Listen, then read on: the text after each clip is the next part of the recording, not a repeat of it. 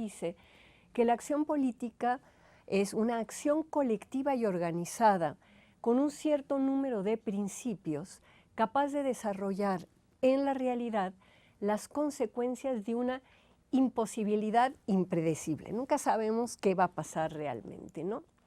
Pero lo que sí podemos ver es que desde fines del siglo XIX y a lo largo de todo el siglo XX, tanto en el hogar como en la nación, las mujeres mexicanas participaron políticamente para ganar acceso a los espacios de los que habían sido excluidas. La educación, primero la básica, luego la superior, el acceso al voto, es decir, ha habido muchísimas batallas, ¿no? Y en este proceso las mujeres lograron constituirse como sujetos autónomos, pero también como sujetos críticos del orden patriarcal, de decir, bueno, no nos gusta este sistema social que nos excluye y que no nos da las mismas oportunidades que a los hombres. A lo largo de este tiempo, las mexicanas participaron políticamente de muchas formas, primero acompañando a sus hombres en lo que han sido las grandes luchas de la independencia, la de la revolución. En esas batallas estuvieron presentes, pero luego peleando una serie de batallas específicas en donde también hubo batallas de grupos indígenas, de grupos campesinos y de grupos obreros.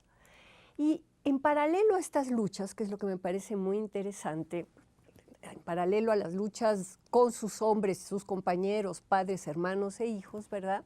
Las mexicanas han participado políticamente como mujeres para obtener acceso a la educación superior, para ser consideradas ciudadanas con derecho a votar y ser votadas, y para lograr el derecho a decidir sobre su propio cuerpo. Y yo diría que así un poco a vuelo de pájaro y para simplemente tratar de ordenar un poco mi exposición, pienso que las mujeres en México han desarrollado 6 tipos distintos de participación política.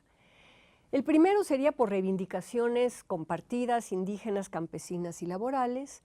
El segundo por cuestiones ya más bien de corte ideológico o político.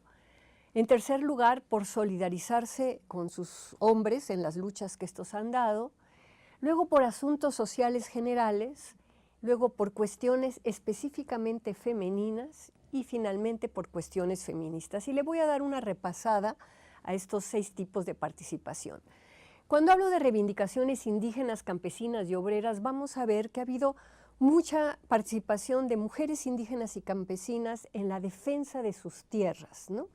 Ha habido campesinas que han luchado por agua, por servicios, ¿no?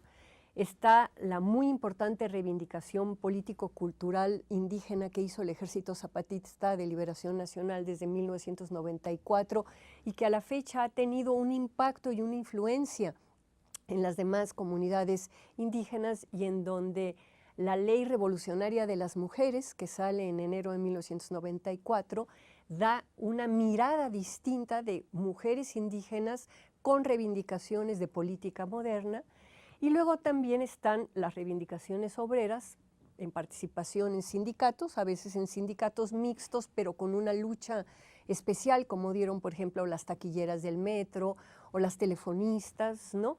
Y también las luchas de las trabajadoras independientes. Esa sería como un primer tipo de lucha. Luego tendría las cuestiones que yo llamo político-ideológicas, que tienen que ver, por ejemplo, las mujeres en defensa del voto, ¿no? Las panistas en 1988, ¿no? Una reivindicación sobre digamos, el mal uso del proceso electoral, ¿no? También la participación de las mujeres por una ideología religiosa. Las mujeres del Comité Nacional Pro Vida, que están en contra de la despenalización del aborto y que se organizan, ¿no? Y salen en procesiones, y también la participación de las católicas por el derecho a decidir, que digamos tienen una postura distinta o enfrentada con las católicas tradicionales. Tendríamos el tercer grupo, que es por solidarizarse con luchas de sus hombres, y aquí yo vería estos grupos de apoyo a trabajadores en huelga, por ejemplo, los comités femeniles de la tendencia democrática, ¿no? A los grupos de mujeres que apoyaron a los campesinos en conflictos de tierra, pero destaca sobre todo los grupos en defensa de presos, desaparecidos y perseguidos políticos que inicia un grupo de madres y que logra encabezar Rosario Ibarra de Piedra, que luego se vuelve una figura política, digamos, en su propio derecho. En el cuarto lugar estarían lo que yo llamo cuestiones sociales generales, ¿no? Como los desastres naturales. El sismo de 1985 va a juntar a muchísimas mujeres de colonias populares en una acción verdaderamente espontánea, ¿no? En torno también a las costureras a las que había afectado el temblor, y ahora hemos visto con los huracanes y con los sismos la cantidad de acción política que han hecho las mujeres, y recientemente en la protesta por los estudiantes desaparecidos de Ayotzinapa. El quinto, que llamo cuestiones femeninas, me ha llamado mucho la atención, por ejemplo, un grupo de mujeres en Oaxaca que luchó para que su municipio les construyera un lugar donde tener sus partos, ¿no?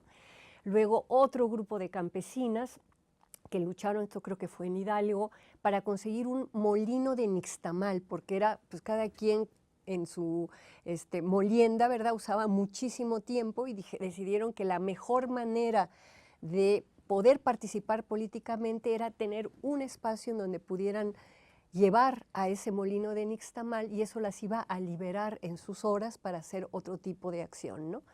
Y también ha habido grupos de funcionarias y de empleadas y de burócratas que se han organizado adentro de sus propias oficinas para que se les festeje el Día de la Madre, ¿no? Que también es una cuestión femenina, olvidando un tanto que el Día de la Madre surge en México casi como una respuesta de rechazo al primer congreso feminista que hubo en Yucatán en 1916. Y finalmente voy a entrar a donde yo creo que es el grupo que ha tenido un pensamiento nuevo y en donde por primera vez las mexicanas exigen una serie de demandas nuevas y sobre todo inauguran nuevas formas de acción. Y es en este apartado de cuestiones feministas que evidentemente es el que mejor conozco, ¿no? Y aquí habría que decir que esta conciencia feminista de que lo personal es político es lo que ha impulsado en nuestro país todo tipo de luchas, desde cuestiones que implican el cuerpo hasta reivindicaciones por la representación política y por la transformación de leyes. Voy a ver 6 tipos de reivindicaciones feministas. Digamos, la primera tiene que ver con todo el tema de maternidad voluntaria, que va desde educación sexual, acceso a anticonceptivos seguros y baratos, el aborto como un servicio de salud y la, digamos, prohibición o resistencia a que se esterilice a las mujeres sin mediar su consentimiento. Entonces, todo eso se engloba en maternidad voluntaria y han sido grupos a lo largo del país que han tenido a veces una de las demandas, la de educación sexual, ha sido muy general, y otras más específicas como la despenalización del aborto han estado más localizadas. Luego vamos a ver todo un conjunto de demandas relativas a la violencia sexual, ¿no? Es decir, desde abrir albergues, ¿no? El primer centro de apoyo a la mujer violada que se abre en México en 1975 en el Distrito Federal, el tratar de conseguir políticas públicas, el tener la ley para una vida libre, para acceso a una vida libre de violencia, ¿no? Las agencias especializadas en delitos sexuales. Ha habido muchísima participación política, tanto de ciudadanas como mujeres de los partidos, en torno al tema de la violencia sexual. Otro renglón es el respeto a la diversidad sexual. Desde la Coalición de Mujeres Feministas en 1976, el respeto a la libre orientación sexual es una demanda que también ha habido grupos de feministas, grupos de mujeres en los partidos y grupos de lesbianas que han impulsado a lo largo de todo el país, y se ha llegado en este momento en la Ciudad de México a tener el matrimonio para personas del mismo sexo, ¿no? Como un triunfo, digamos, de esa participación política. Luego viene una parte bien interesante de acciones afirmativas, ¿no? Que se han dado tanto en las instancias gubernamentales como adentro de los partidos y que ha implicado que en un momento determinado el Tribunal Electoral, a través del COFIPE, planteara las cuotas en las listas de representación política. Luego yo hablaría como otra característica de este impulso feminista, lo que han sido las coaliciones, los frentes y las convenciones feministas, y finalmente me centraría en algunas de las acciones culturales. Y aquí empezaría diciendo que el tema de la maternidad voluntaria con la complicada demanda de interrupción legal del embarazo se plantea en nuestro país por primera vez en 1936, con la doctora Ofelia Domínguez, que va a un foro en donde se estaba discutiendo cómo modificar el Código Penal en todo el territorio. Se había promulgado en 1931 el Código Penal y en 1936, 5 años después, hay un gran foro y ahí esta doctora Ofelia Domínguez hace un alegato planteando que si bien era importante que en el código se aceptara que no debía de ser castigado el aborto, que era producto de una violación o producto o para salvar la vida de la mujer, que había que ampliarlo, que había que despenalizar porque la situación económica era lo que llevaba a muchísimas mujeres a interrumpir. Fíjense, nos tardamos 71 años en que se resolviera una demanda que se plantea desde 1936. Las demandas relativas a violencia sexual, hay una que me parece súper interesante que se hizo en 1991 en la Cámara de Diputados. En ese momento Amalia García del PRD llama a sus compañeras del PRI y del PAN y todas las mujeres diputadas en la Cámara deciden modificar la definición que hay de violación, porque como estaba antes, la violación era la penetración del miembro viril adentro del cuerpo de la mujer. Pero si un tipo te violaba con un palo o si te ponían una pistola y te obligaban a hacerle algún tipo de servicio sexual, eso no era violación. Entonces ahí hay por primera vez una participación política más allá de los partidos por un tema específicamente que tiene que ver con las mujeres, ¿no? Entonces esa fue una reforma en donde quedó definida la violación como cualquier atropello o cualquier violación en contra de la autodeterminación sexual de las mujeres. Eso cambia, ¿no? Y a partir de ahí ha habido muchísimas ocasiones en que las mujeres de los 3 grandes partidos se han unido para revisar y plantear cuestiones que tienen que ver con la violencia.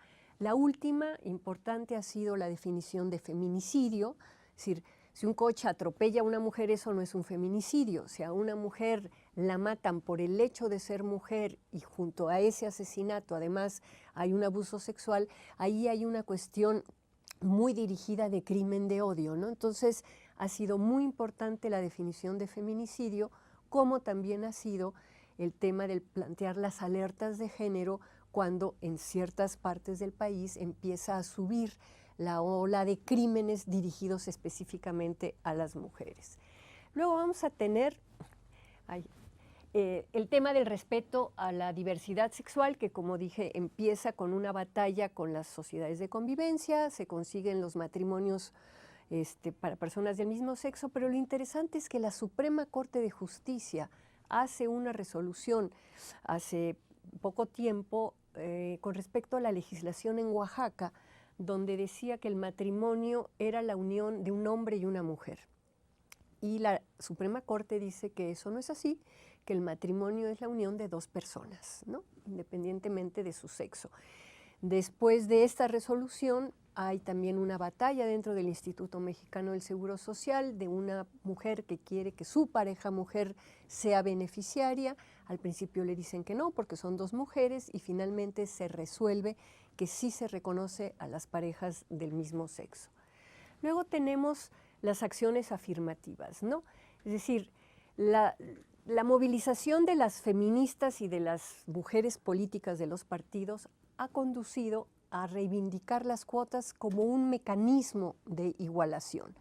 Y eso lo vamos a ver, digamos, en este ejemplito, en donde si consideramos que en una sociedad los hombres están un escalón por arriba de las mujeres, si tú les das igualdad, lo que ocurre es que el escalón se sigue sosteniendo. Entonces, la cuota o la acción afirmativa o la discriminación positiva, lo que va a hacer es emparejar la situación de los hombres y las mujeres, dando medidas específicas, dándole un poco más a las mujeres para lograr esa equiparación.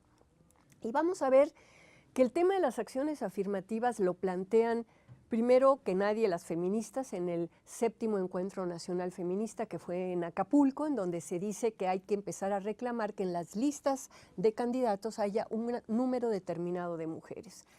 En 1993 el PRD va a establecer que en la dirección de ese partido no puede haber más de un 70% de hombres, ¿no? Y finalmente en 1994 va a haber un encuentro de mujeres mexicanas en donde todas van a plantear que de cara a las próximas elecciones haya en todos los partidos este porcentaje del 30%. Y aquí viene una lista, digamos, de cómo se ha ido dando poco a poco el tema de las cuotas, ¿no? En 1996 el PRI establece también su 30%, el TRIFE, como ya dije, lo plantea, y lo más interesante es que se van a ver que las cuotas no sirven solas, que se necesitan instituciones especiales. Y entonces se va a crear también por el PRI en 1996 el Programa Nacional de la Mujer, y después de crear eso, en 97, el Congreso General, la Cámara de Diputados, en su ley orgánica, va a plantear que va a haber una comisión de equidad de género por primera vez, en donde van a participar diputadas de todos los partidos. En 98 se crea el Parlamento de Mujeres, que es una comisión legislativa bicameral, ¿no? Y en 98 esta Comisión Nacional de la Mujer que había creado el PRI se sustituye por Programa Nacional de la Mujer. Ya en el año 2000 el PAN va a transformar la Comisión de la Mujer en el Instituto Nacional de las Mujeres, ¿no? Y poco a poco se va a ir viendo que la cuota del 30% no es suficiente. Entonces el TRIFE va a plantear en el 2007 que no se puede tener menos de 40 de un sexo ni más de 60 de otro sexo, ¿no? Él no va a decir si el 40 son mujeres y el 60 hombres, o si se puede llegar a tener 60 de mujeres o 40 hombres, nada más va a poner la regla. Y finalmente, este año, el 8 de marzo, el presidente Peña Nieto habla de que un objetivo a alcanzar es el tema de la paridad. Y bueno, paridad es un término con el que se nombra esta participación cuantitativamente homogénea, ¿no? Decir 50-50, somos 50-50 o 51-49, 52-48, y tiene que ver inicialmente con el tema de la representación, ¿no? Queremos 50-50 en los gabinetes, queremos 50-50 en todos los puestos de toma de decisión política. Recientemente el nuevo Instituto Nacional Electoral, el INE, acaba de hacer un proceso de selección muy interesante en donde hizo una bolsa de candidatas mujeres y una bolsa de candidatos hombres y eligió a los 50 mejores de las mujeres y 50 mejores de los hombres para alcanzar paridad. Entonces estamos viendo que la idea de paridad ya se metió en la cabeza y además también la Suprema Corte de Justicia tuvo una resolución diciendo que las acciones afirmativas son válidas como una forma legítima de discriminación positiva. Y ya en la parte de las coaliciones y frentes y convenciones feministas es donde vamos a ver esta mezcla tan interesante de activistas feministas, mujeres de los partidos, mujeres de sindicatos, ¿no? Y empezamos con el proceso en 1976 con la coalición de mujeres feministas y vamos a ir viendo que a partir de esa coalición y con la creación del Frente Nacional de Lucha por la Liberación y los Derechos de las Mujeres, se van a empezar a hacer encuentros. El primer encuentro nacional de mujeres, que en 1980, el primer encuentro nacional de mujeres campesinas en 83, el primer encuentro de mujeres del movimiento urbano popular, ¿no? Y a raíz de los sismos de 85, como ya lo había yo comentado, ¿no? Va a haber una forma de organización muy interesante con la Coordinadora Nacional del Movimiento Urbano Popular, la CONAMUP, con la Asamblea de Barrios, junto al Sindicato de Costureras y la Cooperativa de Costureras. vamos a tener también, en 1987 se va a llevar a cabo en México el Encuentro Feminista Latinoamericano, que va a ser el cuarto que se hace, cada 2 años va cambiando de un país en América Latina, y lo interesante de este encuentro, que fue en Taxco, es que reunió a más de 2.500 mujeres que venían, ahora sí que con antecedentes políticos y de participación muy diversos. Activistas obviamente del feminismo y de este movimiento amplio de mujeres, del movimiento gay, madres de desaparecidos, dirigentes obreras y campesinas, académicas y universitarias, cristianas de la teología de la liberación, centroamericanas involucradas en las guerras de sus países, algunas exiliadas, artistas y una cantidad de terapeutas, promotoras de todo tipo de terapias espirituales y corporales, ¿no? Poco después, y muy amarrado a este encuentro feminista, se va a dar el primer encuentro latinoamericano de lesbianas feministas, ¿no?, de América Latina y del Caribe. Y luego vamos a empezar a ver el proceso de las candidaturas a la presidencia de mujeres. La primera va a ser la candidatura de Rosario Ibarra por el Partido Revolucionario de los Trabajadores. Luego vamos a ver cómo de 1988, que es la candidatura de Rosario, y a partir de lo que se consideró el fraude electoral por la caída del sistema, ¿no?, surge este grupo de mujeres en lucha por la democracia, que también van a confluir mujeres de muy distinta trayectoria política, muchas del PRD, muchas del Frente Democrático Nacional, algunas del PAN, muchas escritoras, intelectuales y artistas, ¿no? Se va a crear también en 88 la Coordinadora de Mujeres Benita Galeana, con mujeres de un corte mucho más popular de las colonias, con mujeres sindicalistas, y va a ser 1988 el que va a marcar un parteaguas en el sentido que mujeres de distinta procedencia política van a entender la importancia de las elecciones y de participar dentro de la política real. En 1991 se lleva a cabo la Convención Nacional de Mujeres para la Democracia, en 92 el Encuentro Nacional Feminista, y vamos a ir viendo que desde 94, 95 empiezan a surgir grupos de ciudadanas en movimiento, y de cara a las 2 grandes conferencias de Naciones Unidas, la de Cairo en 94 y la de Beijing en 95, 250 organizaciones en todo el país se van a constituir en un frente llamado Por un Milenio Feminista de cara a esta conferencia de Beijing.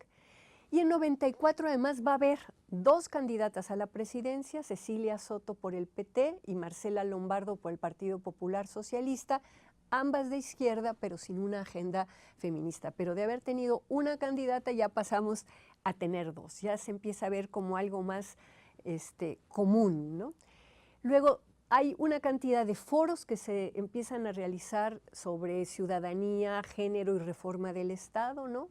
En la Ciudad de México se hace por primera vez en 96 la primera Feria de la Mujer, a donde llegan todos los grupos, las ONGs, las activistas, a poner ahora sí que su tianguis y su muestra de folletos, de videos, de las cosas que están trabajando, ¿no? También en 96 se realiza el Congreso Feminista por el Cambio Social y la Asamblea Nacional de las Mujeres plantea una agenda de las mujeres para las elecciones de 1997. Una asociación política nacional que se llamó Diversa, una asociación feminista, propone que a todos los partidos que suscriban un compromiso por la equidad que se llamó Avancemos un trecho. Y este eslogan de Avancemos un trecho se va a convertir en un paraguas que va a cubrir muchas de las acciones de un grupo de políticas de todas las, digamos, filiaciones partidarias, pero que entienden que hay cuestiones que las mujeres tenemos que conseguir. Y los 5 puntos que tenía Avancemos un trecho era derecho a la no discriminación, una regulación más clara en materia de derechos y responsabilidades familiares, no despido por embarazo y no al examen de ingravidez, que se sigue haciendo en muchísimas empresas, el establecimiento de guarderías y la lucha contra la violencia intrafamiliar. Y representantes de los 6 partidos que estaban en ese momento se comprometieron a que desde sus plataformas políticas se iban a impulsar este tipo de cuestiones. Para 1999 se crea el Consorcio para el diálogo parlamentario y la equidad por un grupo de ONGs, APIS, IPAM, Equidad de Género y Diversa. Y el objetivo del consorcio es darle un seguimiento al debate dentro de las cámaras y dar la información al movimiento feminista y amplio de mujeres de qué se están discutiendo, de qué leyes se están proponiendo para poder en un momento determinado apoyar o si no objetar.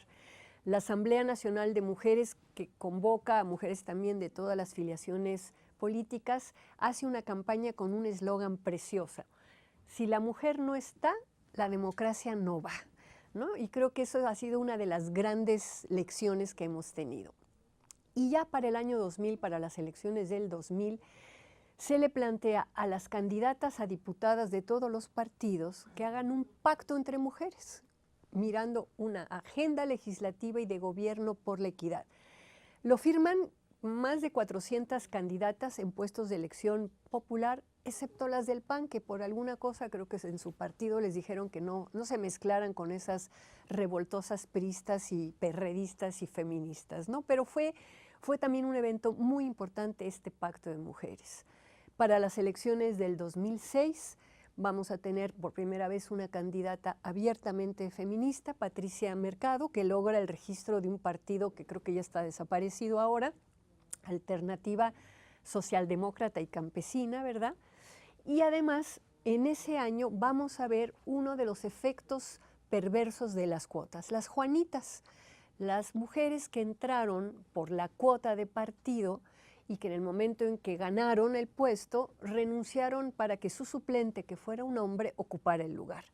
Esto va a llevar al TRIFE a modificar el COFIPE, planteando que las candidaturas de mujeres siempre tienen que tener suplentes de mujeres para que no ocurra lo de las Juanitas.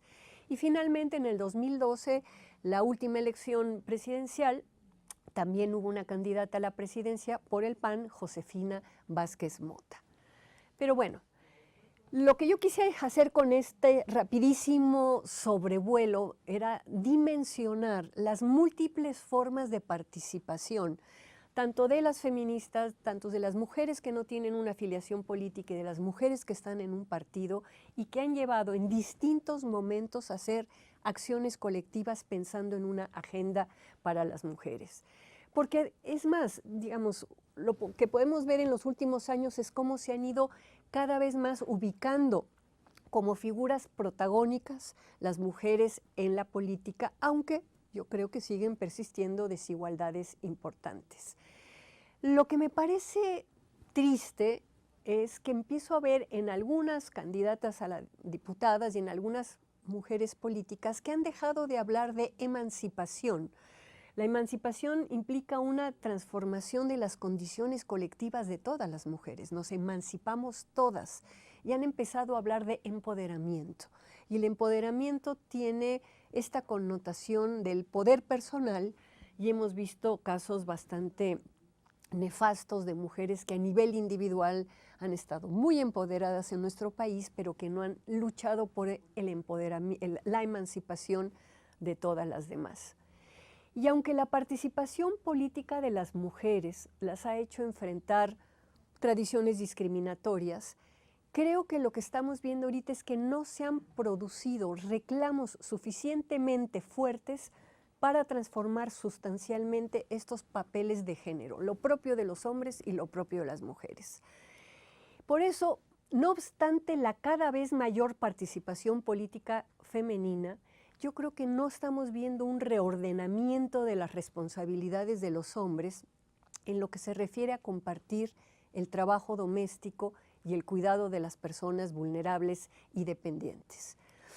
Participar políticamente exige fundamentalmente tres cosas. Primero, haber caído en la cuenta de que el terreno propio de la política es el terreno de la contingencia. Segundo, una especial habilidad para convivir con la decepción. Aunque participes políticamente, no siempre logras lo que quieres.